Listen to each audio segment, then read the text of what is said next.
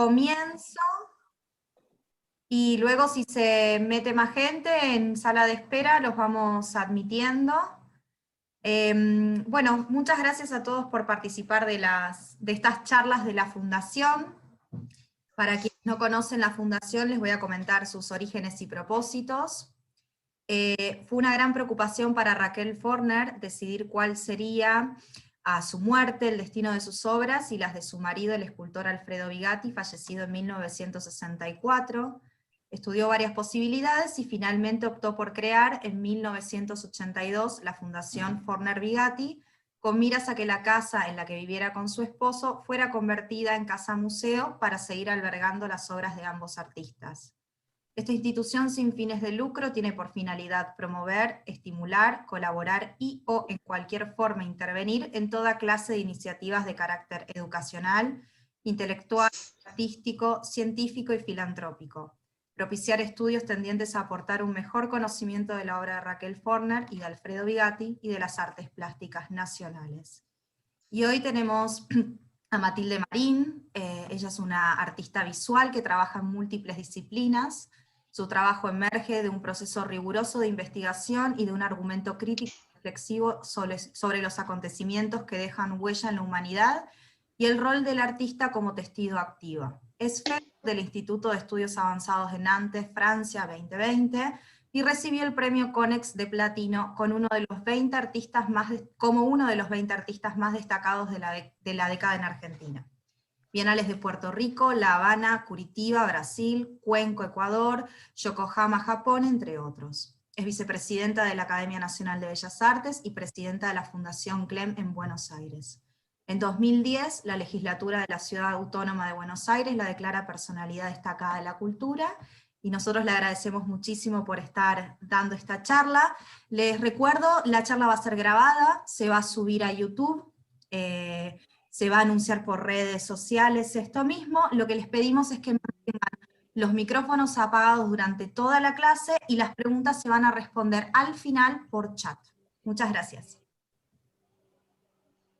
Bueno, buenas tardes a todos, muchas gracias por estar acá, por acompañarnos. Yo quiero agradecer a la Fundación Forner Vigatti, que me parece una fundación deliciosa realmente, ¿no?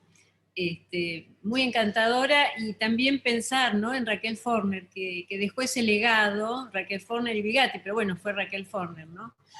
La que armó finalmente todo. Me parece apasionante y también conmovedor, ¿no? Así que bueno, estoy muy agradecida por la invitación. Bueno, vi que había algunas caras conocidas, otras estoy conociéndolas. Les cuento más o menos cómo armé este conversatorio. Primero voy a mostrar a dos artistas, grabadoras, que me interesan mucho, ya que, digamos, si bien yo trabajo en distintas disciplinas, el grabado fue un medio importante para mí, pues me inicié trabajando en el grabado, aunque yo hice escultura en Bellas Artes, ¿no? Pero luego hice cursos más privados o en escuelas, en otros lados, y ahí comencé a trabajar el grabado. Antes de empezar a entrar en mi obra, les voy a mostrar dos artistas que a mí particularmente me interesan mucho, que son grabadoras, y es como que creo que aportarían a la discusión o a la conversación que vamos a tener sobre el grabado, que yo pienso fundamentalmente que el grabado es en sí mismo un gran investigador, ¿no? Si uno mira el grabado y, digamos, todo su desarrollo, yo siento que, por ejemplo, en el siglo XX el grabado aportó mucho a las técnicas mixtas, mucho, porque todo el tiempo el grabado toma de diversas fuentes para revitalizarse, ¿no? Y en los 60, por ejemplo, en 1960, digamos, hay una década muy importante para el grabado, a nivel, yo hablo de Occidente, ¿no? A nivel internacional, que el grabado es como que se recicló y adaptó muchos nuevos materiales que en ese momento estaban surgiendo. A ver, algunos yo veo que hay gente muy joven, pero también hay gente por ahí cercana a mí, todos los materiales que renovaban la pintura, como para hacer la pintura, los acrílicos, etc., el grabado tomó muchos de esos materiales y luego lo digital. Entonces, por eso pienso que el grabado en sí mismo es un gran investigador, ¿no? Es un investigador incansable, apasionado, y esto sucede desde tiempos muy lejanos. Y bueno, por eso mismo el grabado es un motor para quienes lo practican y un desafío también, ¿no? Ahora les comento una cosa más y ya iniciamos en las imágenes. Pienso que el grabado es un desafío porque uno puede permanecer durante su trabajo como artista ejecutando una técnica o yendo a otros lugares donde realmente pueda empezar a manejar otras imágenes. Cuando uno siente un cansancio técnico, el grabado nuevamente le genera como una posibilidad nuevamente de empezar. Bueno, vamos a empezar con estas dos artistas primeras que yo le traje. Me pareció compartir de algún modo mis gustos, tengo más gustos, tengo otros artistas que me gustan mucho, pero me parecieron estas como interesantes, porque son muy diferentes. Kiki Schmidt es una artista de origen alemán que desarrolló su profesión en Estados Unidos. Cuando yo comencé a conocer la obra de Kiki Schmidt, me pareció tan sensible que tuve un momento que dije, ay, me gustaría ser Kiki Schmidt. No sé si ustedes sintieron alguna vez, hay artistas escuchándome, otros que creo que no son artistas, porque más o menos los conozco, pero vieron cuando uno ve una obra y dice, una vez pasó que estábamos en un arco, en una feria arco en España, con Liliana Porter, y vimos la obra de un brasilero, de Meireles, Sildo Meireles. Y Liliana Porter dijo, qué maravilla esa obra, yo quisiera haberla hecho. Y cuando yo conocí un poco la obra de Kiki Schmidt, dije, me encanta. La verdad que si bien yo trabajo de otro modo, es una artista que me gustaría haber estado cerca de ese estilo. Bien, ella es una artista relacionada con el movimiento feminista, con el arte corporal, también es una militante política, y trabaja la mujer con metáforas sobre los problemas sociales ocultos, etc. Esta es la foto de ella, y les comento cómo van a ver un poco la diversidad y cómo ella accede, por ejemplo, por eso yo digo que el grabado nos da siempre sorpresas, a instalaciones, porque a veces se piensa que el grabado es solo la estampa, y el grabado no es solo la estampa. El grabado es interesante cuando crece y se cruza con el arte contemporáneo, ¿no? Y el grabado también ha prestado al arte contemporáneo muchas imágenes, muchas técnicas, muchos recursos, muchos recursos. Bueno, este es un trabajo sobre papel oriental. Ella ha trabajado mucho el papel oriental y ha trabajado distintas técnicas tradicionales, como el aguafuerte, el aguatinta, y con estos dobleces y toda esta cosa feminista que les comentaba. Y ven cómo ella va creciendo. Tiene una forma de trabajo muy sencillo, porque le gusta mucho dibujar, entonces muchas veces va dibujando. Esta es una instalación que ella ha hecho, ustedes ven cómo matiza algunos pequeños grabados, algunas imágenes grabadas grandes, y esta serie particularmente me gusta mucho. Esperen un momento que voy a poner un mensaje porque hay unas ventanas abiertas arriba y me están haciendo ruido. No quiero que ustedes escuchen ese ruido. Es un minuto. Ya está. Porque se ve que han dejado ventanas arriba abiertas. abiertas. Yo tengo un taller un poco grande. Bueno, este trabajo muy hermoso que ella tiene sobre los animales, donde ella trabaja estas técnicas muy, muy tradicionales. Agua fuerte, agua tinta, un poco de mesotinta, ¿no? Es muy sencilla, pero también ustedes ven que de golpe, como yo siempre hablo de ella, pero hablo del grabado, ¿no? Como de golpe ella también salta a la escultura, porque esto que está en el piso son esculturas de ella que tienen que ver con partes sueltas de su cuerpo, y atrás tenemos un gran mural trabajado absolutamente en grabado, con esa técnica de la mesotinta. Si ustedes conocen la mesotinta se hace con un instrumento que se llama versó, que raya la superficie, la raya en diferentes secciones, hasta dejar absolutamente negro. Cuando uno entinta, genera un negro muy intenso. Es una técnica que no se ha usado mucho en Argentina, pero sí se ha usado mucho, por ejemplo, en Brasil. En Brasil son maestros de la mesotinta.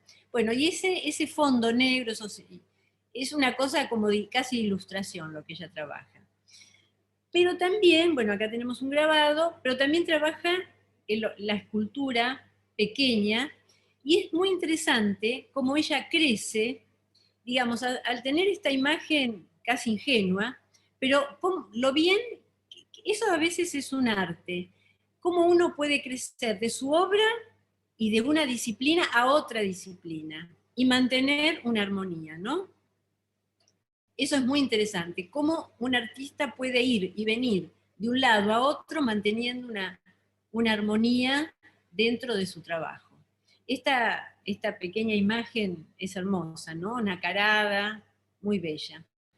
Y también, por ejemplo, cuando ella utiliza las chapas de metal grandes para hacer escultura. O sea, estas son chapas que ella quemó con ácido de manera muy profunda, trabajó con algunas herramientas para generar todas esas hendiduras, y luego las armó. Entonces, esto sigue siendo un grabado en volumen, pero es un grabado. Y por ahí ustedes advierten quizás un conejo que tiene que ver con los animales que ella suele hacer. Estas otras grabados, que son, bueno, conversaciones entre mujeres, y estos otros que tienen que ver con la obra que ella hace, que les estaba mostrando. Este es un libro muy lindo que ella tiene sobre grabados, libros de artista y cosas, objetos, ¿no? Que ella hace.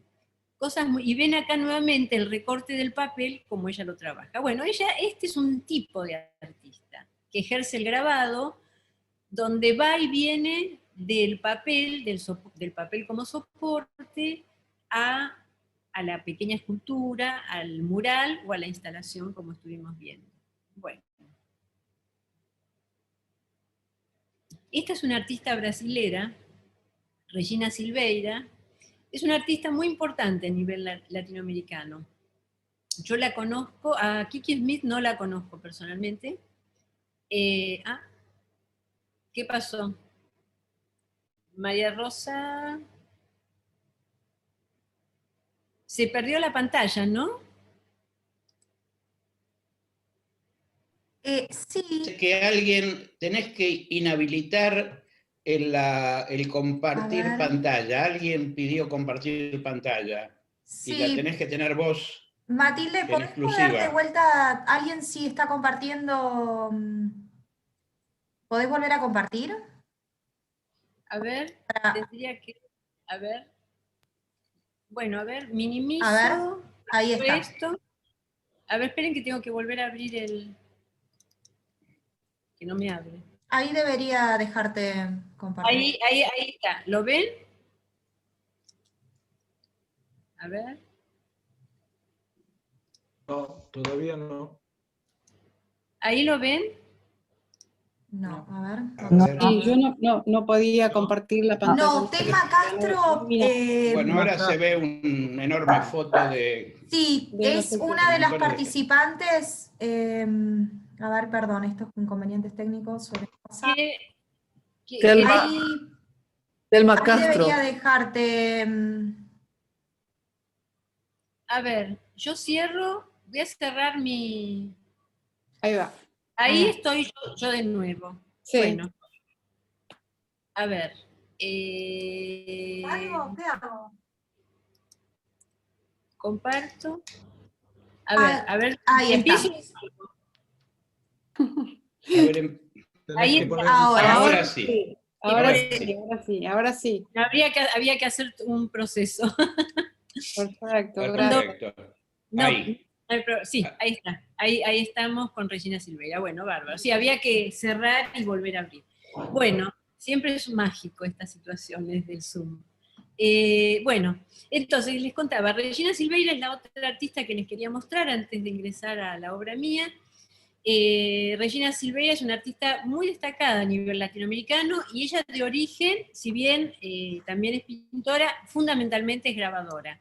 A partir de cierto momento ella se convierte en una artista multimedia, pero su origen gráfico está presente siempre. Hace también videos y en realidad en los últimos, diría, 20 años, 25 años, se ha proyectado muy fuerte, así como muy fuerte en las bienales, ha tenido un destaque, como dicen los brasileros. Esta es ella, como ven acá. Bueno, y les cuento algo. Ella, después van a ver dos grabados que ella hace. Como ella procede del grabado, pero quiso crecer, entonces, como les comenté, yo la conozco a ella hace varios años atrás, varios, como 20 creo, o 15, sí, 20 años más o menos, o sea, mucho.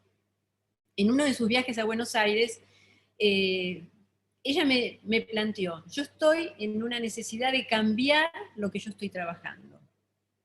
Entonces, necesito empezar a ver otras imágenes. Se los comento porque son planteos de artistas, que son artistas como representativos, pero todos los problemas que a veces tienen los artistas, ¿no? Que uno dice, no, los artistas X no tienen ningún problema, no, todos tienen problemas. Y ella estaba en una necesidad de cambio muy grande. Me acuerdo que fuimos a la librería Ateneo, ahí sobre la calle Santa Fe, y fuimos a un primer piso que hay libros muy especiales. Y ella encontró libros de biología, de animales, etcétera, etcétera. Y después de estar mucho tiempo mirando, sintió que por ahí iba su camino. Compró varios libros importantes, enciclopedias y eso, y empezó a cambiar su trabajo, que luego van a ver de dónde partió al final. Bueno, ella empezó a trabajar con animales, con insectos, con huellas, y ella, para hacer ese transporte de lo que era del grabado sobre soporte papel a lo que sería un grabado, entre comillas, de instalación, creció con lo que sería la gráfica que se hace sobre plástico, adhesiva, ¿no? Pero, ¿cómo lo trabaja ella? Ustedes ven este mundo fantástico de animales, este mundo fantástico de animales. Ella primero fotografía esos insectos coloridos, etcétera, y le empieza a sacar capas. Algunos los hace en agua fuerte, algunos los hace digitalmente, algunos los dibuja. Hace todo un trabajo previo y luego vuelve a fotografiarlos y luego los lleva y los transporta a estos volúmenes inmensos, creando estos mundos especiales. O sea, bueno, este también es un trabajo de ella mucho más sintético, pero acá tenemos otros. Entonces, con estos ploteados, ella logra impactos muy grandes, pero su trabajo originario procede de la idea gráfica y del grabado muchas veces, o del dibujo, ¿no? Y trabaja en el blanco y negro porque ella rescata esa síntesis del grabado que tiene el blanco y negro, ¿no? Este es el grabado que ella hacía originalmente, antes de crecer a esos espacios que yo les mostré. Nuevamente la mesotinta, donde, por ejemplo, en el tenedor se ve perfecto, ella hace una mesotinta, imprime una mesotinta, y luego un fotograbado, que es una fotografía del tenedor en perspectiva, que luego imprime nuevamente sobre ese papel. Y ahí crea estas dos dimensiones, ¿no?, que se ve en todos estos objetos. Bueno, me gustaba mostrarles esto porque creo que son dos personas, dos artistas, que utilizan el grabado como expresión, pero de una manera muy diferente, pero con resultados muy interesantes, ¿no? Uno con una gran sensibilidad, el otro con una gran potencia, ¿no? Pero partiendo de una idea que es importante porque la idea gráfica se instala en nuestra cabeza, ¿no? Y es la manera como vamos resolviendo todo, ¿no? En mi caso, yo he trabajado el grabado desde una óptica tradicional, como ahora van a ver algún libro, y también con un espíritu libre, como ustedes ven acá, por ejemplo, la arcilla y el laberinto en metal y la arcilla, digamos, ¿no? Las obras sobre papel que ahora vamos a ver, algunos tipos de objetos muy grandes de papel. O sea, siempre me pareció interesante como la libertad, o sea, tuve una etapa que estuve muy surcada por lo que tenía que ver con lo ancestral latinoamericano. Yo cuando era muy joven, que tenía 25 años, hice un viaje por tierra, por Latinoamérica, que duró unos cuantos años. Y ese viaje a mí me marcó, en ese momento me marcó muy fuerte. Entonces yo estaba muy llena de imágenes latinoamericanas, de lo ancestral latinoamericano. Bueno, entonces tuve toda una época así. Pero luego pasé a esto que decía María Laura cuando me presentó, del artista como testigo. Bueno, esto es un grabado también de 1998, es más antiguo, y estos son grabados que yo fui construyendo en los años 90, que no son grabados de soporte tradicional, pero son grabados. Yo empecé a trabajar empecé a hacer un cambio, y empecé a trabajar el grabado, bueno, usando los papeles con gran textura. Estos son papeles que tienen un gramaje importante. El papel en el grabado es muy importante, porque no pueden ser papeles con celulosa, tienen que ser papeles de algodón. ¿Por qué? Porque los papeles de celulosa, cuando uno los pone en la prensa o enrolla, etcétera, se quiebran. Los papeles de algodón tienen fibras largas y no se quiebran, ¿no? Entonces eso es un elemento importante. Tener en cuenta al momento de hacer el grabado qué papel se va a usar, ¿no? Bueno, estos son pequeños objetos, son impresión con humo, y hay como un quemado con fósforos. Entonces yo, de algún modo, asigné ese quemado con fósforo suplantando el quemado con ácido, digamos, ¿no? De algún modo haciendo eso. Este es otro, que hay una mezcla, hay lo que se llama gincolé, que es la técnica del papel impreso y pegado sobre otro papel, y estos quemados con fósforo. Esta es una serie que se llamó La Tierra Prometida, que es una serie muy grande mía. Después vamos a ver otros rollos. Y siempre con el papel de algodón. Les quiero contar cómo surgieron estas obras. Mi madre había muerto hacía un año, prácticamente. Y yo me acuerdo que nosotros la cremamos a mi madre, con mis hermanos, y yo estaba sola, me acuerdo en el taller, sola.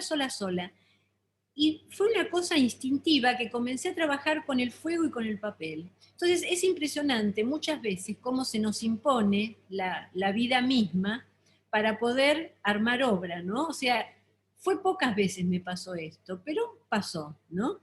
Y bueno, ahí se fue armando estas obras que van a ver otros más grandes de quemado. Bueno, ya en los 90, aunque después vamos a ir un poquito más atrás, en los 90, fines de los 90, yo hago un cambio muy grande en mi obra. Yo sigo manteniendo el amor por el papel y la sensación gráfica, ahora van a ver. Pero tuve que hacer un cambio, ¿por qué? Porque en una exposición en Chile hice un esfuerzo muy grande y me dañé las manos. Entonces me tuve que operar, quedé bien, pero quedé sin fuerza. Entonces todos esos rodillos que yo utilizaba tan grandes para trabajar, porque yo trabajaba mucho en obra sobre metal, no podía ser posible. Algunos que me conocen este cuento ya lo saben, quizás. Pero yo dije, bueno, ¿cómo sigo? Hay momentos críticos en la vida del artista, que así como Regina Silveira cuando llegó a Buenos Aires esa vez dijo, bueno, ¿cómo sigo? ¿Cómo sigo? A mí me pasó también muchas veces, y a todos nos pasa, ¿cómo seguimos? ¿No?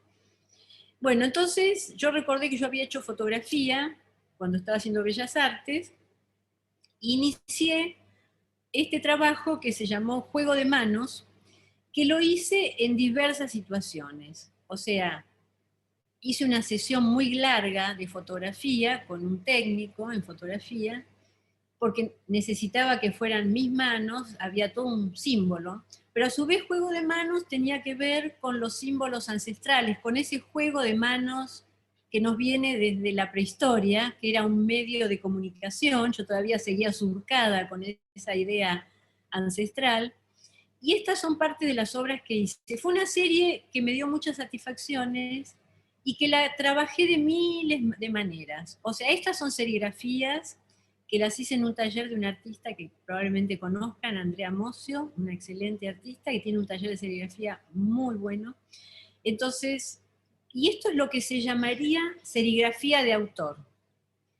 Porque la serigrafía tiene diversas situaciones. Está la serigrafía que se hace, que uno va a un taller de serigrafía, lleva el trabajo y el taller de serigrafía lo reproduce, ¿no? Se reproduce. Y eso no es serigrafía de autor. La serigrafía de autor es cuando el artista trabaja directamente el yablón y va haciendo su obra sobre la serigrafía, sobre el mismo yablón. Y va haciendo la estampa y va generando los colores, etc. Entonces, hay una diferencia, ¿no? No es una serigrafía mecánica, sino es lo que se llama serigrafía de autor, donde el mismo artista genera eso. Bien, yo también hice fotografías, muchas fotografías, con el juego de manos, y también hice un video. O sea, ahí es como que se me abrió un mundo y empecé a generar distintas, que después lo seguí haciendo. O sea, uno puede trabajar, a mí particularmente me gusta, uno puede trabajar, bueno, trabajo este tema en la serigrafía, pero también lo trabajo en fotografía, también lo trabajo en video, le doy distintas soluciones, ¿no? Y eso muchas veces genera situaciones inquietantes, pero también interesantes, ¿no? Vamos a ir un poquito atrás, estábamos como en el 98, ahora vamos a ir como al 94 más o menos, un poquito, aunque las tendría que haber puesto antes, bueno, quedaron así. Con esta que van a ver ahora, yo cerré mi etapa de toda esa imagen precolombina que yo, y todo ese viaje largo por Latinoamérica, que fue como la segunda universidad para mí, la segunda enseñanza, porque, no sé, yo soy una persona que viajé y viajo, bueno, ahora no viajo nada, ¿no? Pero hasta hace 2 años viajaba mucho, y es parte de mi vida, la verdad, ¿no? Es parte de mi trabajo también, y acá, en realidad, Yuyo Noé, el artista, el pintor, bueno, tan famoso, me acuerdo que me contó sobre este taller en Bogotá. Él acababa de hacer un libro, yo justo tuve que ir por esa zona y conocí el taller arte 2 gráfico en Bogotá, que todavía existe, ¿eh? Y tiene una galería de gráfica que se llama Galería Sextante. Hay una web, ustedes lo pueden ver.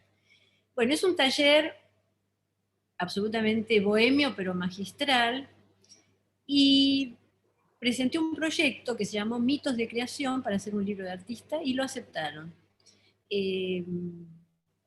Entonces, esto es una toma para que vean cómo es el taller. Uno hace una residencia, yo hice una residencia de 2 meses más o menos, donde construí el libro. Bien, el libro mío tuvo que ver, por eso digo que yo cerré, es una etapa. Yo creo que a lo largo de la vida del artista, uno va teniendo etapas que va cerrando para pasar a otras situaciones, ¿no? En mi caso, muchas veces y aún ahora, los textos, la literatura, todo tiene mucha importancia. Yo incorporo mucho todo eso. Bueno, entonces yo había entrado al Museo Precolombino en Bogotá, que es un museo fantástico. Y vi en el muro, que después volví otras veces y aún sigue. Yo estuve hará 3 años más o menos, en un último viaje que hice por allá, y fui al museo y todavía y sigue estando este texto que les voy a leer, y del cual me inspiró para hacer este libro. Es un texto de la mitología Cogi, que es un pueblo de la Sierra de Santa Marta, sobre el Caribe, un lugar muy especial. Y el texto este dice así, que a mí me conmocionó. Dice: primero estaba el mar, todo estaba oscuro. No había sol, ni luna, ni gente, ni animales, ni plantas. El mar era la madre. La madre no era gente, ni nada, ni cosa alguna. Ella era el espíritu de lo que iba a venir y ella era pensamiento y memoria. Es un texto hermoso, es abstracto, es un texto sobre la creación, abstracto. Y entonces yo hice este libro en base a distintos textos de culturas precolombinas sobre los mitos de la creación, ¿no? Entonces ustedes ven que acá sí, es un grabado puro, está la forma del libro. Matilde, Sí. perdón por interrumpirte, pero la imagen va y viene, está como blinqueando.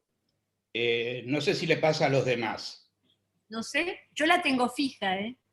Sí, Yo No, estoy en mi bien. caso Yo veo está bien. perfecto, ¿eh? Bueno, Yo también.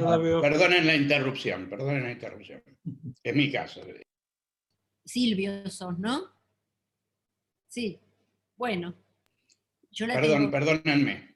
Bueno, no hay problema, está bien. Se trata de hacer todo en estos sistemas lo mejor posible. Bueno, entonces, bueno, esto es un grabado. Son grabados que yo hice para este libro de mitos de creación, donde son mitos de culturas precolombinas, son mitos abstractos, como les dije. Entonces tenemos una parte hecha con papel hecho a mano, de algodón, pero también tenemos, yo bien que acá hay como hay una montaña, porque también elegí la cordillera de los Andes como símbolo, ¿no?, de nuestra Latinoamérica. Y luego era como el final del libro, tenía varias páginas, y este es un grabado que se despliega, hecho con distintas técnicas. Acá hay lo que se llama también aguafuertes aguatintas, hay papeles pegados que dejan rastros en lo que sería el asfalto, sobre el metal, en fin, distintas técnicas. Y una de las cosas que hice con este libro es que cuando se abriera uno lo pudiera armar. Entonces ustedes ven que tiene como unos dobleces que yo le hice a los grabados, que eran más o menos grandes, que se pudieran doblar y generar como un cierto volumen, como si uno tuviera las páginas con volumen, ¿no? Bueno, acá hay otro libro que hice. Este es un libro de una edición muy pequeña, muy pequeña. Está hecha con un método que se llama, es un método japonés que se llama Suminagashi, que lo hace un papelero muy importante que tenemos acá en Buenos Aires, Alejandro Geiler. Es un método japonés, se utiliza en un papel de arroz muy suave, y es el agua y es la tinta japonesa que uno echa en el agua, sopla, se arman esas ondas y el papel se pone sobre esas ondas, se retira, se seca y queda esa especie de laberinto. Ven que está acá. El libro es un homenaje a Borges sobre los laberintos que él ha trabajado tanto, y es un tema que yo en un momento de mi vida trabajé mucho sobre los laberintos. Bueno, esta es otra técnica, donde luego se le imprime un fotograbado, en mi caso, y esta es otra técnica que se utiliza en el grabado, que se puede utilizar en el grabado, una mezcla, el papel impreso con una técnica de impresión de tinta muy sutil, con fotograbado, por ejemplo, ¿no? Admite totalmente. Bueno, yo hice bastantes videos, pero concretamente, que yo traigo acá, porque como estamos hablando del grabado, esto es del 2003. En el 2003, la Bienal de Ljubljana fue, junto con la de Cracovia, las bienales más antiguas del grabado, más antiguas. Y de algún modo, durante muchos años, se inauguraba la Bienal de Venecia y a la semana se inauguraba la Bienal de Ljubljana, que está a 2 horas de Venecia, ¿no? En el 2003 me invitaron para hacer algo sobre el libro de artista, pero la Bienal de Ljubljana quería hacer cambios y no quería solo soporte papel. Entonces generó, digamos, una serie de invitaciones a gente que hacía performance, video, etcétera, distintas cosas, para que uno diera de algún modo distintas soluciones a lo que puede ser el libro de artista. Ustedes saben que el libro de artista no tiene nada que ver con el libro ilustrado. El libro de artista es un proyecto de un artista en sí mismo, ¿no? El libro ilustrado es un libro que siempre está el ilustrador y el poeta o el escritor, ¿no? Bueno, entonces yo hice este video que está en mi web, ¿no? Se puede ver en mi web. Y entonces a mí me interesaba que estuviera presente el papel nuevamente, que es como una permanente preocupación mía. Entonces, bueno, estas son lo que se llaman los estilos de videos que uno saca del video. Y entonces está ese papel. Yo tengo un libro que construí especialmente para para este video, pero en ese video van surgiendo esas líneas negras que ven, y después van surgiendo también palabras que van contando cómo se hace un libro de artista, y ahí ustedes ven que dice making books, o sea, haciendo libros, ¿no? Bueno, esta simplemente se los traigo como algo posible, que uno también puede construir en un video, lo que sería un libro de artista. Yo seguí trabajando con libros de artista, y esta es una suite de 10 fotografías analógicas, esta es del 2014, donde ese libro de artista que utilicé en aquel video en el 2005, en el 2003, no me acuerdo, 2003, lo que dije, lo vuelvo a traer a esta especie de performance, pero es un libro grabado, es un libro impreso, es 1 en 1, no tiene edición ese libro. Pero es un libro que yo voy usando en distintos momentos de mi vida artística, ¿no? Para que vuelva a tener esa resonancia en la obra, ¿no? Esta es toda la serie de la foto performance, y acá, bueno, en una muestra que hice en Fundación OSDE, que es antológica, después va a haber otra, la sección de los libros estaba así colgada. Yo muchas veces utilizo, ahora después cuando venga la parte de Malevich les cuento, utilizo el blanco y el negro, también en esta cosa del recuerdo del grabado, que me parece muy importante, ¿no? Me gusta, y también esta cosa de la impresión gráfica. Bien, bueno, sigo haciendo cambios, sigo con la fotografía, y esta fue otra serie como emblemática mía, que se llamó Bricolage Contemporáneo. La hice en el 2005 y tiene que ver mucho con lo que pasó en el 2001 en nuestro país, en medio del caos. Me acuerdo que debió ser en el 2002, iba caminando por la calle Florida, Y veía, los que lo vivieron, creo que todos se acordarán, el caos que era, toda la gente golpeando los bancos, etc. Y de golpe yo vi unas burbujas que aparecían, y no entendí qué pasaba en medio de ese caos, y seguí las burbujas, el camino de las burbujas lo seguí, y me encontré con una chica que se llamaba Karina, que hacía burbujas, vendía muñequitos que hacían burbujas. Yo le compré esos muñequitos, después hice incluso un video con Karina, y esa primera obra de bricolage contemporáneo, que tiene que ver con la recolección urbana. El filósofo o antropólogo Levi Strauss llamó bricolage a ese cambio que se produce, donde antes el hombre en su hábitat, en un hábitat natural de naturaleza, tenía un método de recolección. La persona en la ciudad, lamentablemente, la persona que se cayó del sistema, que está dentro de un estado de pobreza, tiene otro sistema de recolección. Y eso es el bricolage, a que Levi Strauss llama la recolección urbana. Bueno, yo hice una obra muy larga, no traje todo, traje algunas cosas, pero todas estas cosas están en mi web si tienen ganas de indagar. Y el sueño es con lo que yo arranco esta serie de bricolage contemporánea. Como les dije, hice un libro. Yo hago muchas cosas, hago el libro, el video, todas esas cosas. Y este es el sueño de que algo puede ser, que podemos. Yo dije, es una manera, en medio de este caos, es una manera de pensar que podemos redimirnos de algún modo, ¿no? Bueno, y esta es otra de las obras de bricolage. Entonces, si bien por distintas situaciones no puedo seguir haciendo el grabado que yo hacía, hago otro tipo de grabado, yo a veces lo llamo, que es esta fotografía, pero por ejemplo con los papeles, con papeles que tienen pequeños grabados, que están quebrados, o sea, esto lo hice con papeles que yo tenía en mi planera, que busqué, estos grabados no sirven, estos, bueno, los trocé y los transformé en obra, ¿no?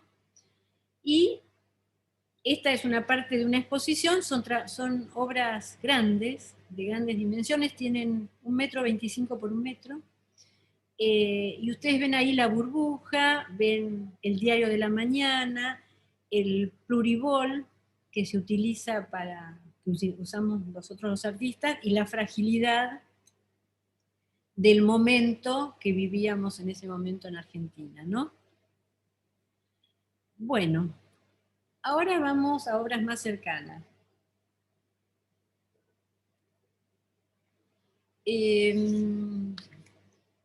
A veces, bueno, Malevich es alguien que se reitera en mi trabajo, mucho. Es un artista que yo admiré, vi en el año 1998, creo, vi una muestra muy importante en Washington, en la National Gallery de Washington, una muestra muy importante de Malevich. Y si bien uno conocía a Malevich, conocía los libros, etc., en los 90, Malevich, que había permanecido como muy encapsulado en su país, en Rusia, antes la Unión Soviética, o sea, comenzó a viajar por el mundo. Yo les quiero contar primero por qué admiro a Malevich. Malevich fue un hombre, ustedes todos habrán visto El cuadrado negro, El cuadrado blanco, toda la obra de Malevich, suprematista, ¿no? Primera. Malevich fue un hombre de vanguardia, un hombre que hacía teatro de vanguardia, que hacía pintura de vanguardia, que creaba, que muy interesante. Acá, hace unos años atrás, hubo una muestra muy linda en Proa, Fundación Proa, sobre Malevich. Pero luego hubo un cambio en su país, y muchos artistas salieron de su país cuando pasa a ser la Unión Soviética. Malevich se queda en su país y sigue sosteniendo, sigue siendo profesor de Bellas Artes, y si bien no podía practicar su arte abstracto, siguió sosteniendo su posición como artista. Hacía figuración, pero seguía sosteniendo. Y lo que a mí me impactó cuando vi esa muestra en Washington y después, bueno, compré varios libros de él y todo lo demás, es que él al final de su vida, cuando muere, él deja en su testamento dicho que la lápida tiene que ser el cuadrado negro, porque él fue como el último gesto del artista de volver a sí mismo, ¿me entienden? Volver a sí mismo y respetarse a sí mismo y decir, no, mi obra, la obra que yo construí, la obra que yo puedo dejar como legado es el cuadrado negro, ¿no? Entonces a mí me pareció un personaje muy interesante, un personaje que nunca, creo que una sola vez había salido de su país, creo que ha ido a Polonia, y de golpe Malevich estalla y empieza a haber exposiciones de Malevich en todo el mundo, en todo el mundo. Bueno, entonces yo hice lo que, como una acción, digamos, durante varios años, yo construyo series durante varios años de baleadas paralelas, voy trabajándolas y las voy mostrando, bueno. Bueno, hice un libro sobre Malevich que se llama, bueno, El viaje imaginario de Casimir Malevich, y este es un texto de Burukua, el historiador Malevich entre el futuro y el pasado. ¿Por qué? Porque Malevich de golpe empezó a viajar tanto que yo lo situé en distintos países. Entonces, durante varios años, cuando yo iba de viaje por trabajo, o no, siempre miraba a mi alrededor y veía, y de golpe digo, si encuentro una imagen Malevich, la fotografío. Y así me fui encontrando con muchas imágenes Malevich alrededor del mundo. La última fue en Tailandia. Fui a visitar a mi hermano que vive allá, o bueno, vivía allá, y encontré la última. Bueno, y construí primero este libro. Este, por ejemplo, es de Santiago de Compostela, que me llamó la atención, bueno, ese. Pero encontré esto también, por ejemplo, en el puente que va a la Tate, en Londres, están estos círculos, ¿no? Estos círculos blancos. Es el puente en el que se hace en el año 2000. Bueno, el otro es un pueblito de Francia, que encuentro, bueno, ¿y yo qué hice? Fui completando con grabado esas fotografías, o sea, estas formas negras que ustedes ven son impresas, y la fotografía es la fotografía. Por ejemplo, son muchas, son 16 en total. Está el MoMA con ese cuadrado blanco, que no era una exposición de Malevich, no tenía nada que ver, era una muestra de otra cosa, pero remitía a Malevich. Esta forma en la nieve, eso era en Varsovia, que eran esos círculos que después marcan para luego cortarlos. Bueno, entonces fui buscando todos estos Malevich, y entonces construí una serie que a mí particularmente me encantó, que se llamó El viaje imaginario de Casimir Malevich. Y en el libro ven estas letritas, está siempre la M y la K marcada en negrita. O sea, en el texto, la M y la K siempre se marcan en negrita. O sea, ¿no? Es como volver a Casimir Malevich, ¿no? Bueno, es una serie que me gustó particularmente mucho. Y como les digo, perdón, volviendo atrás, está esta cosa entre la fotografía y la gráfica, ¿no? Que yo empecé a manejar a partir ya de hace bastante tiempo. Es un papel de bastante también textura, etc. Bueno, esta serie no tiene relación con el grabado, pero se las traje porque es una serie que tiene que ver con la aventura del vivir y bueno, con las cosas que a mí de golpe se me ocurren. Y es una serie que yo particularmente aprecio mucho. No tiene que ver con el grabado porque si bien de golpe pongo un círculo negro ahí en el piso para que se vea y qué sé yo, no está aproximada a la gráfica como las otras cosas que hago esos cruces, ¿no? Porque yo en general cruzo mucho el grabado con la fotografía. Pero esta serie, Farus, es una serie que comencé en el 2005. en Magallanes, en el estrecho de Magallanes, fui por una actividad y encontré el faro, ahí en el estrecho de Magallanes, me pareció fascinante el lugar ese que se junta el Océano Atlántico con el Pacífico, y saqué la foto. Y después, hablando con una amiga mía española, le conté, no sé, tengo ganas de hacer una serie sobre los faros.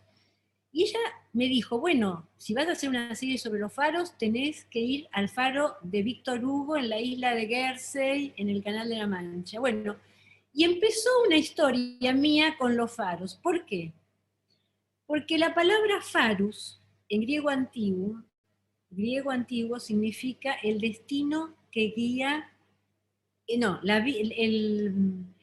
es una guía para el destino de los hombres. El faro, la luz del faro, es una luz que guía el destino de los hombres. Entonces esa frase me pareció tan magnífica, tan poética, tan completa, ¿no? Y también leí la noticia de que con el GPS los faros dejaban de ser faros, la luz se volvía mecánica y el barco se iba, no era necesario ya esa luz para que los guíe, porque con el GPS se organizan solos. Entonces yo dije, esa luz de tantos siglos que iluminó el destino de los hombres, bueno, ya no va a existir más, o va a dejar de existir, o va a cambiar. Entonces empecé todo a buscar los faros. Entonces hice 10 faros.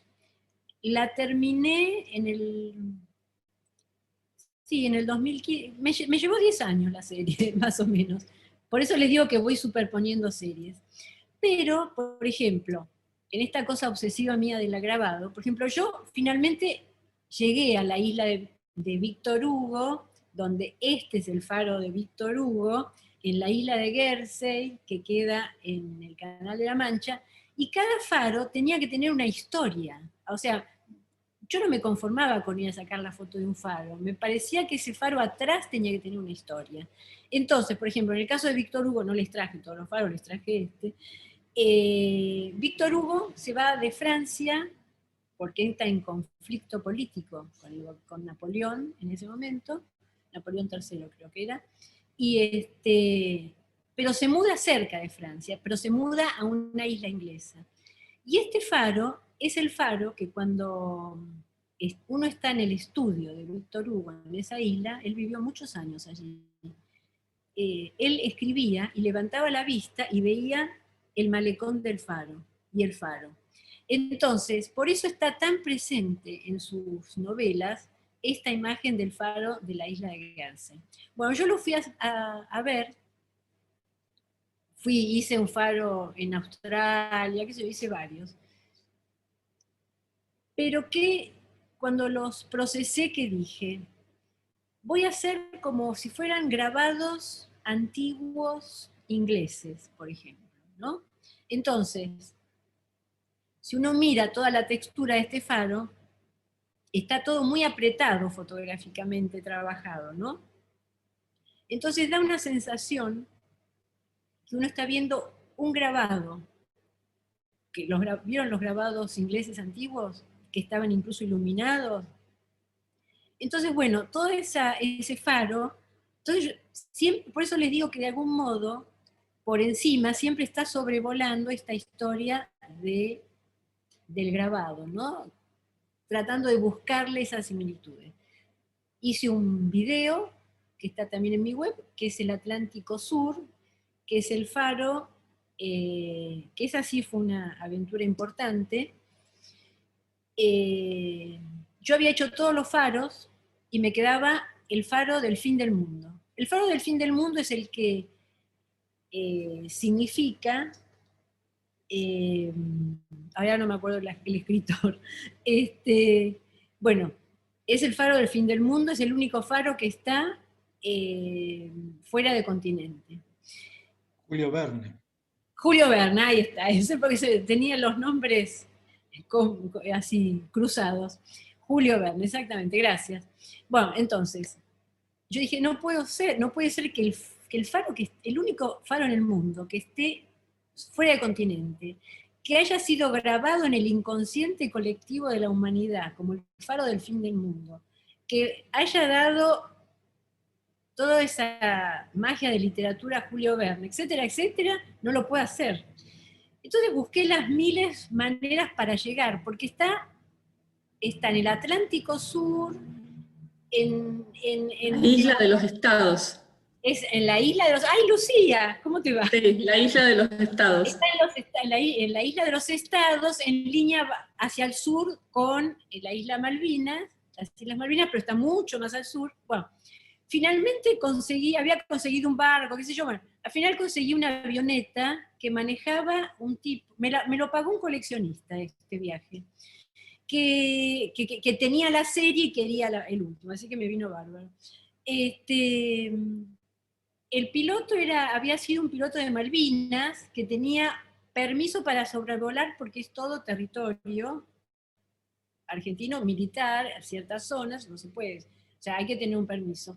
Y bueno, hacia allá fuimos en un viaje de 4 horas y pico, entre que fui y volví, y sobrevolamos esa isla, y les digo que fue algo mágico, porque llegar a esa isla, que uno pasa un estrecho muy, muy complicado que hay, con olas de 8 metros, qué sé yo, bueno, yo iba arriba, los vientos son complicados, y llegar a esa isla, y ver ese lugar único en el mundo, de algún modo, ¿no? Con ese faro solitario, que lo conservan los franceses, porque los franceses, en honor a Julio Verne, todos los años, una vez al año, mandan un grupo de gente que lo restaure y lo mantiene, ¿no?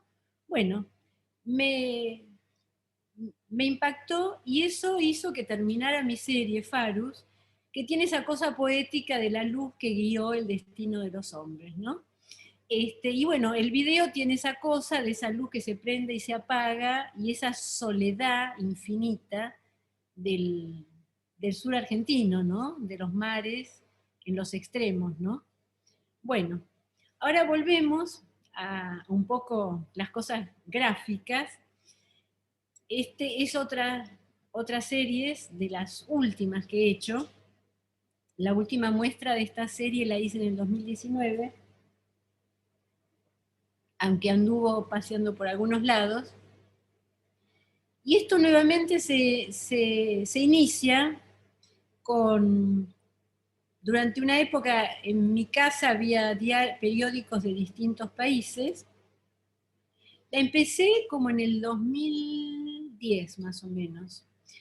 Y la muestra con la que de algún modo cerré, entre comillas, esto fue en el 2019. Pero ustedes ven que las series se van enlazando, ¿no? Bueno, yo leía los diarios y veía las noticias y empecé a observar cosas trágicas, la verdad, en el mundo. Por eso les digo esta cosa del artista testigo, que a mí me conmueve bastante, ¿no? Porque creo, hay un curador importante, Robert Storr, que tiene un librito sobre, bueno, las bienales, y que es un librito muy, muy encantador, pero hay una cosa que él dice, que el arte no va a cambiar el mundo, pero sí el artista tiene la capacidad de mostrar el mundo de una manera diferente y señalar ciertas cosas. Entonces yo creo que eso le cabe a todo, les cabe al escultor, al grabador, al pintor, al que hace instalaciones, le cabe al artista, porque en este momento el artista es una totalidad, digamos, ¿no? Bueno, entonces, recuerdo que vi una noticia muy triste que era en un desierto de Libia, un soldado llorando de impotencia y una explosión impresionante atrás. Bueno, y empecé a recolectar esas noticias de los periódicos donde estaba el humo presente, Lo primero que hice fue este libro, que se llama Cuando divise el humo azul de Ítaca. ¿Por qué? Porque lo visualicé como libro. No lo después van a ver que hice obra, pero lo visualicé como libro. Entonces, acá ustedes ven, por ejemplo, ¿qué hice yo? Fotografié el fotograbado del diario, donde se ve el punto, ¿no? de ese fotograbado. Ustedes ven un poco la textura que tiene. Y rescaté todo lo que tiene que ver de grabado de esos humos. Los aislé de la noticia en un primer momento y con Burucúa, nuevamente con el historiador, hicimos una serie de textos sobre distintas situaciones del humo a través de la historia. Bueno, eso fue el primer gesto que yo hice cuando divise el humo azul de Ítaca. ¿Por qué cuando divise el humo azul de Ítaca? Porque yo pensaba, todos estos humos que generan todo este conflicto, y todavía ya sea en el Amazonas, ustedes vieron las explosiones que todo el tiempo están conmocionando al mundo de distinto tipo, yo particularmente soy como una lectora permanente de la Ilíada y la Odisea, ¿no? Me gusta mucho. Hay un librito precioso de Barico sobre la Ilíada, donde él le saca los dioses y quedan solamente los personajes humanos, ¿no? Bueno, es un libro precioso, chiquitito, que se lee enseguida, es bellísimo. Bueno, y entonces Ulises es un personaje que distinto de Aquiles, que era el gran héroe de Troya, que invade Troya, pero el gran héroe griego, Ulises es un hombre más tranquilo y que se tarda muchos años en volver a su hogar, pero finalmente vuelve. Porque cuando está en la isla con una diosa y se queda como 7 años y tiene todo un momento fantástico, hedonista y todo demás, en cierto momento dice, no, vuelvo a mi hogar. Entonces yo siempre imaginé qué pasa cuando Ulises vuelve a su hogar y ve desde lejos el humo azul de Ítaca. Después me enteré que en Grecia no existía el color azul, pero bueno, me tomé una licencia poética y lo dejé así, digamos, ¿no? Entonces, esta serie se construyó en muchas cosas, también en un video, en el libro que les mostré, y finalmente derivó en obra. Entonces, ¿yo qué hice con la obra? Como guardé las noticias originales, hice esto. Por un lado, la noticia original, y luego esta impresión del humo encima, siempre como reventando el punto, ¿no? del fotograbado periodístico, del periódico, ¿no? Y también esa misma obra, ven, la vacié de contenido, dejando solamente el humo como protagonistas y aprovechando los títulos, revelaciones de un mal invisible. Esa es una planta atómica en algún lado. Acá está, les traje también poquito, acá está los humos terribles, bueno, de Notre Dame, las noticias, ¿no? Acá está la última exposición que hice en Del Infinito, en la galería con la que trabajo, donde están las obras como si fueran archivos, ¿ven? Acá adelante se veían, es una madera con un estante, como si fuera un archivo, acá se ven, y este humo inmenso es el humo del Amazonas, que en ese momento, por ejemplo, hacía un mes, esto fue en noviembre del 2019, un mes antes había habido un gran problema del Amazonas, y bueno, yo rescaté ese humo, lo amplié, nuevamente el punto gráfico está presente, en esa como instalación, digamos, ¿no? Bueno, y acá hay otra, yo hice varios montajes de cuando divise el humo azul de Ítaca, y acá hay otra, en esa fue en OSDE, en el 17, 2 años antes, donde es una proyección fija, pero también donde uno se acerca y ve todo el punteado gráfico de la impresión, ¿no? De los periódicos. Entonces, bueno, yo de esa manera voy trabajando, haciendo un cruce con el arte contemporáneo, pero de algún modo siendo fiel a mí misma con este pasado de grabadora que tengo y que me gusta que siga apareciendo de algún modo en ciertas cosas, ¿no? Bien, esta era la explosión en el atolón de Mururoa, en el Pacífico, esta fue la última explosión que hicieron los franceses porque los isleños le hicieron juicio a Francia y lo ganaron. Entonces ahora ya no hay más explosiones allí, ¿no? Todo tiene un porqué, ¿no? Bueno, y ahora, para ir terminando, esta es una vista grande de la muestra que hice en OSDE en el 2017, cuando todavía OSDE, la Fundación OSDE estaba en Supacha, en ese edificio precioso, y ahí se ven los rollos de la Tierra Prometida. Ahora vienen unos mantos nomás, donde no solo serán los rollos pequeños, sino yo hice rollos muy grandes de 10 metros y de 1,50 m de alto más o menos, donde pueden estar apoyados en el piso. Son papeles de 450 gramos, es un papel italiano de 450 gramos que en un momento pude comprar, y con eso construí todos estos rollos grabados, porque era una exposición entre la fotografía, la gráfica, un poco el objeto gráfico escultórico. Acá se ve un poco más cerca. Bueno, y por último, otra cosa que yo trabajo en este cruce con el grabado son los mantos.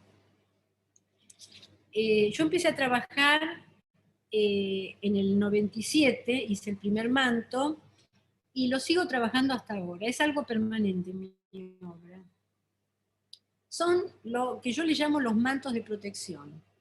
Este primer manto, que se llama el manto de la utopía, fue inspirado por un texto de Galeano, muy hermoso, sobre la utopía justamente, que dice: ella está en el horizonte, me acerco 2 pasos, ella se aleja 2 pasos más. Camino 10 pasos y el horizonte se corre 10 pasos más allá. Por mucho que yo camine, nunca la voy a alcanzar. ¿Para qué sirve la utopía? Sirve para eso, para caminar. No sé, me pareció magnífico. Y esto fue como una punta del ovillo, de algún modo, para empezar a construir estos mantos que les voy a mostrar, donde son estos que yo digo de protección. Este fue el de la utopía, son pequeños papeles hechos a mano, que luego son impresos generalmente en los mismos tonos, ¿no? En este caso ven que hay como un hombre muy pequeño por allí, algunas veces los quemo, otras veces no, y son módulos de 1 m por 50 que yo puedo trasladar a cualquier lugar del mundo en un rollo, en un gran rollo, y puedo armarlo, porque lo he armado en los lugares que, si ustedes se lo imaginan, yo ahí he llegado con mis mantos. Entonces el manto de la noche, este de abajo es un homenaje a Klimt, era un manto dorado, que estuvo en un Arteba. Y este es el manto, uno de los que el que yo amo, que es el manto de Próspero. Como les dije, la literatura siempre ha sido una parte de mi forma de trabajar, me ha inspirado mucho la literatura, y Shakespeare es uno de mis personajes escritores así como predilectos, ¿no? Lo he leído muchas veces.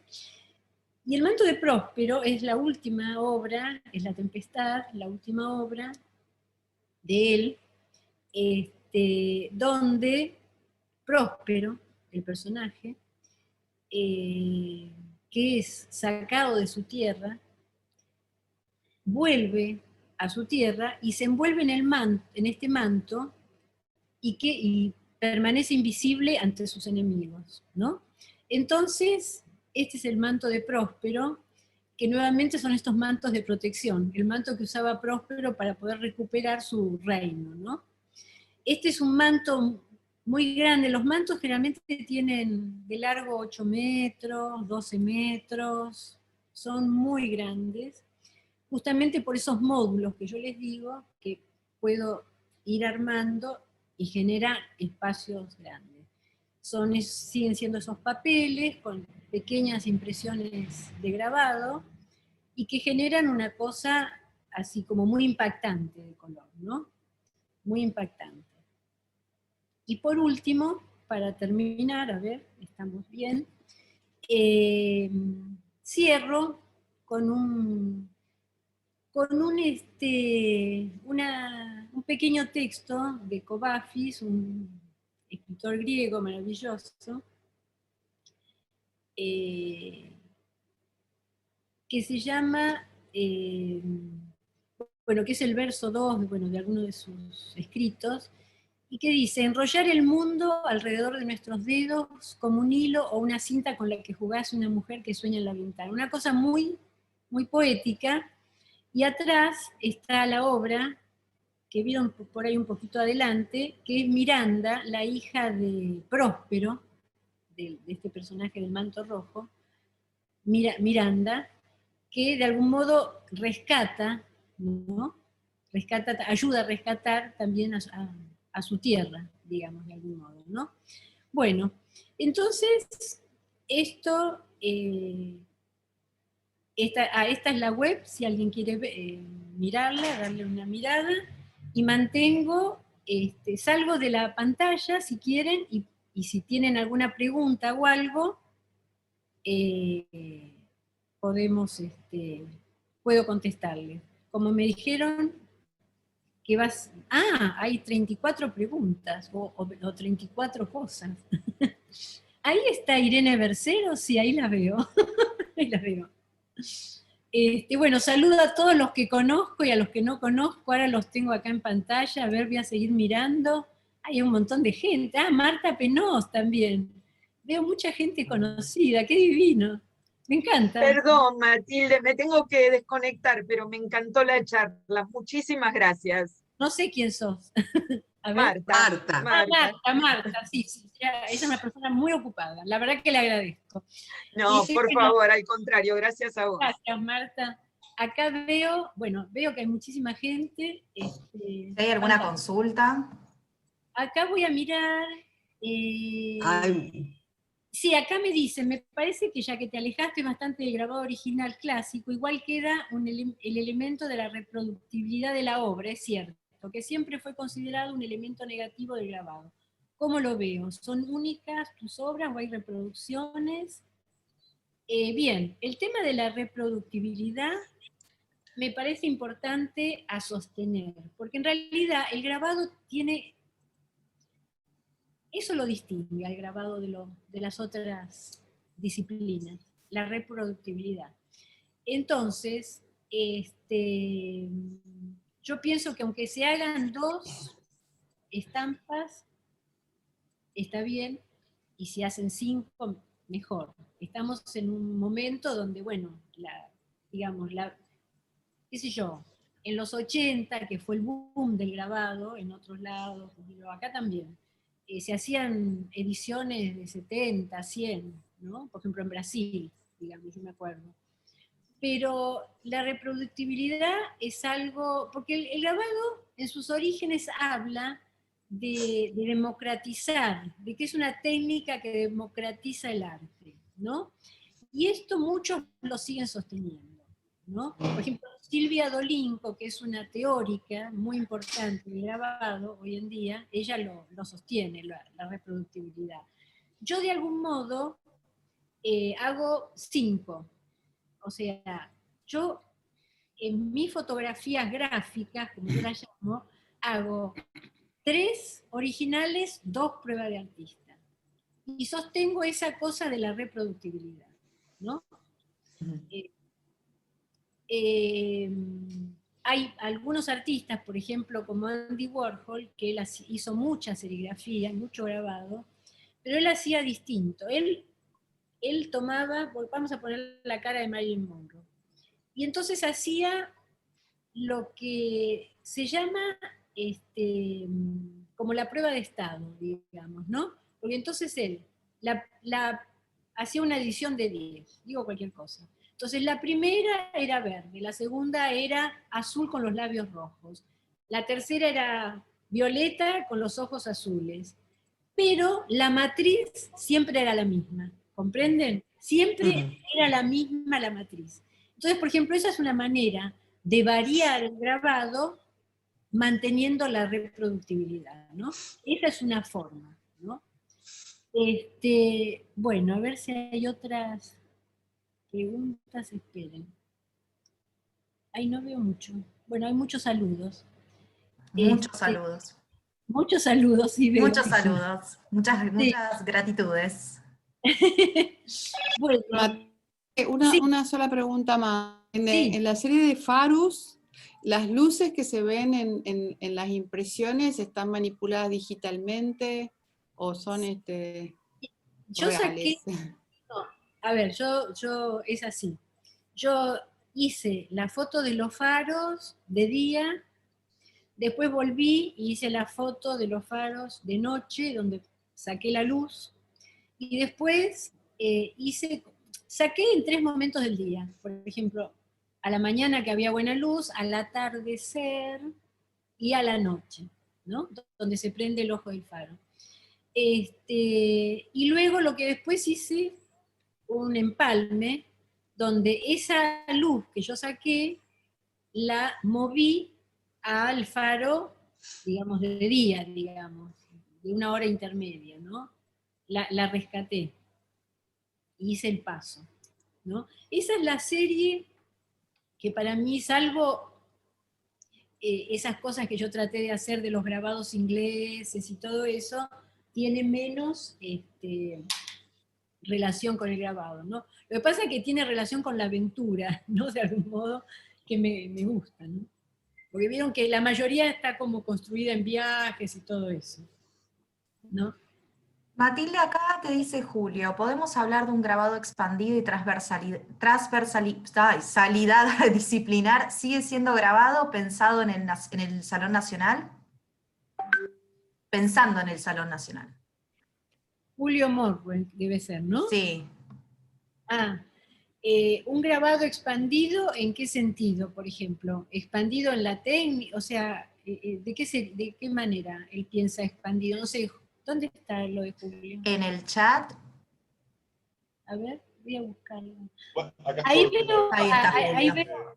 ahí está Julio, ¿dónde está Julio? Ahí veo a Juliette Acá Ruiz de estoy, acá Tucumán.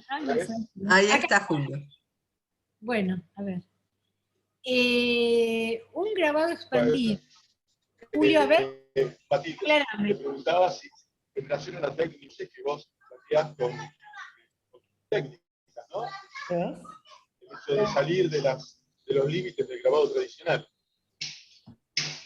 Y yo creo que sí, porque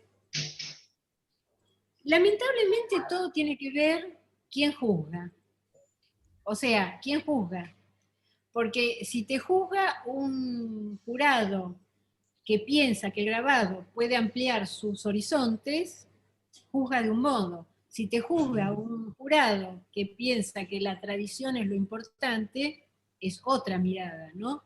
Actualmente, por mi experiencia, yo he estado, ahora este año estoy de nuevo en el Salón Nacional de Premiación. Estuve en el anterior, me pareció que había como una apertura, digamos, ¿no? Como un reconocimiento mayor, ¿no? Pero a veces también no hace falta que uno haga tantos malabares, ¿no? Hay una grabadora muy joven que se llama Elisa O'Farrell. Ella trabaja aguafuerte auténtica, pura, un aguafuerte. Pero el tema es contemporáneo.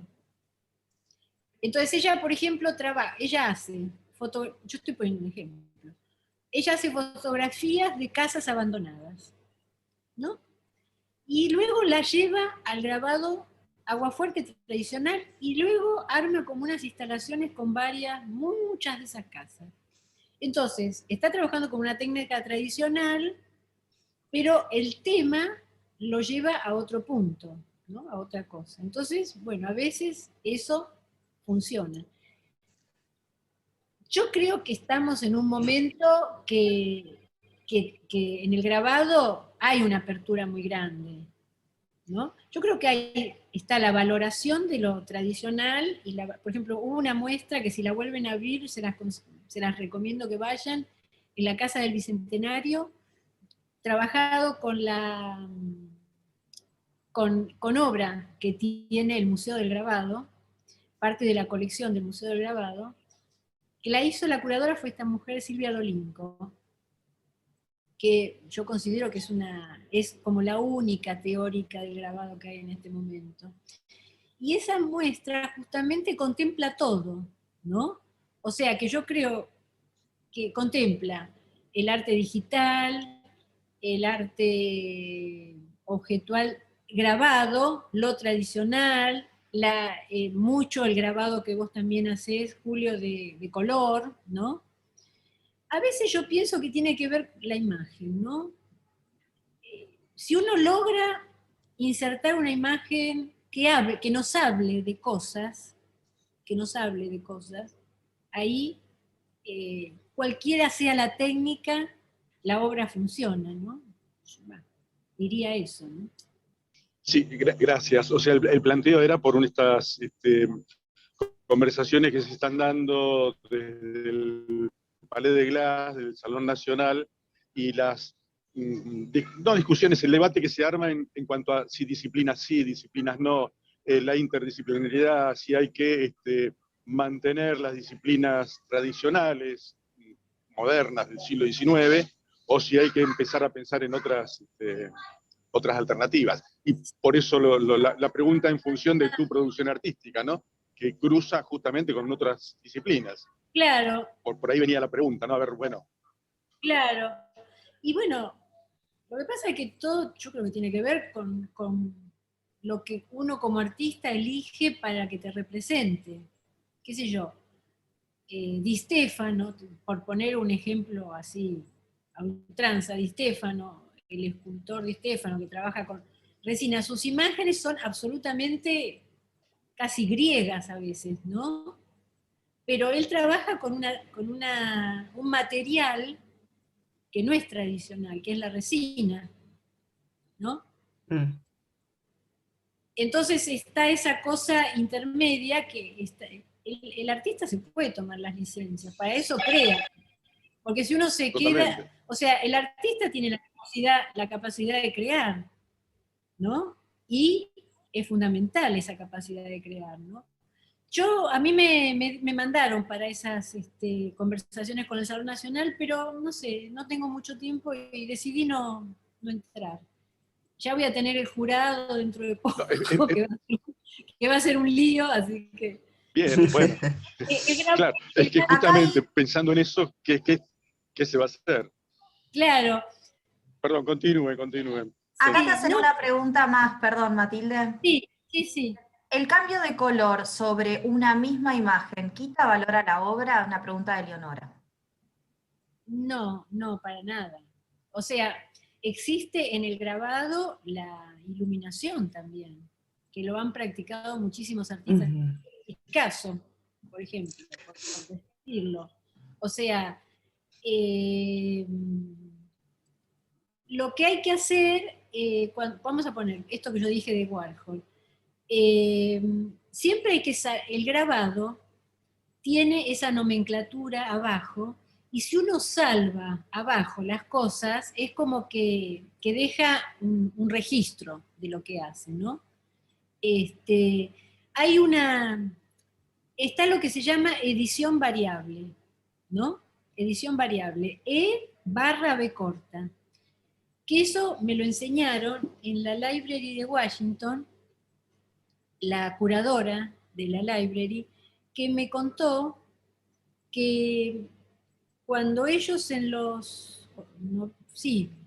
fines de los 80 más o menos, comenzaron a recibir todos o a comprar, no sé, los grabados de los pintores de los 60, ¿no? Como Robert Indiana, todos ellos, esos grabados no sabían cómo catalogarlos, porque eran diferentes. Por ejemplo, estaba una silografía pintada encima, la misma matriz con distintos colores como lo de Warhol, iluminaciones sobre un aguafuerte, la variedad que ustedes quieran. Entonces, ellos acuñaron esto que me parece muy bueno, que entonces se pone el título, se pone el número de edición, por ejemplo, 1/8, E/B corta, edición variable, y la firma, ¿no? Entonces uno con eso salva, porque tiene, no sé si contesta la pregunta que me estaba haciendo ella, ¿no? Eso salva y el valor absoluto. Aparte les quiero comentar algo. En el año 1987, en Venecia, en una Bienal de Venecia, todos los centros gráficos internacionales del mundo se reunieron porque vieron que que venía un cambio muy grande en el grabado. Por ejemplo, se empezaba a hacer en esa época el grabado digital, o sea, con programas digitales, imitar aguafuerte, aguatinta, silografía, cosas así, ¿no? Que se imprimía luego en un plotter, ¿no? Entonces, toda esta, por ejemplo, qué sé yo, el presidente de la Academia de San Fernando, el de la Biblioteca de Francia, todos esos centros de grabado importantes, de secciones de grabado importantes, hicieron un congreso en Venecia en 1987. Sí, 87 creo que. Y ahí sacaron un manifiesto, de algún modo, donde daba espacio para los cambios del grabado. O sea, que esta cosa de decir, el grabado sí, el grabado no, no. O sea, está reconocido que se puede, que el grabado tiene esa virtud del cambio y de adecuarse a las nuevas épocas, ¿no? Porque el grabado también lo practican gente que hace instalaciones. Yo he sido jurado, por ejemplo, de los premios estos de Fundación Clem y qué sé yo, que hay obra muy contemporánea y de golpe me encuentro con un artista que trabaja con grabado haciendo otra cosa que no tiene nada que ver, y no es grabador. O sea, el grabado le va prestando al arte contemporáneo, y eso también lo vieron en Venecia esta gente tan importante, que me parece que muchos acá no lo saben, no ustedes, sino algunas autoridades no lo saben, o algunos artistas que practican el grabado y que dicen esto sí, esto no lo saben, ¿no? Yo en un momento incluso hice fotocopia y lo repartí por todos lados, porque me parece valioso, digamos, ese texto, esto de decir, bueno, el grabado puede ser también contemporáneo, incluir otras técnicas que están en este momento funcionando, y la diversidad de las imágenes, como se las trate, ¿no? No sé si habrá otra pregunta por ahí. Muchas gracias, hermosa clase, y bueno, hasta la próxima clase, me despido de todos. Chao. Chao. Bueno, hasta luego, Silvio. Bueno, muchas gracias, Matilde. Cualquier consulta, si hay alguna, la clase va a quedar grabada, se sube a YouTube, lo dije al principio, pero lo vuelvo a repetir, y muchísimas gracias por una hermosa exposición. Gracias, Muchísimas Matilde. gracias, Matilde. Muchísimas. Gracias, Matilde. Chao. Chao, chao. Adiós. Hasta luego. Gracias. Gracias, Matilde. Muchas gracias.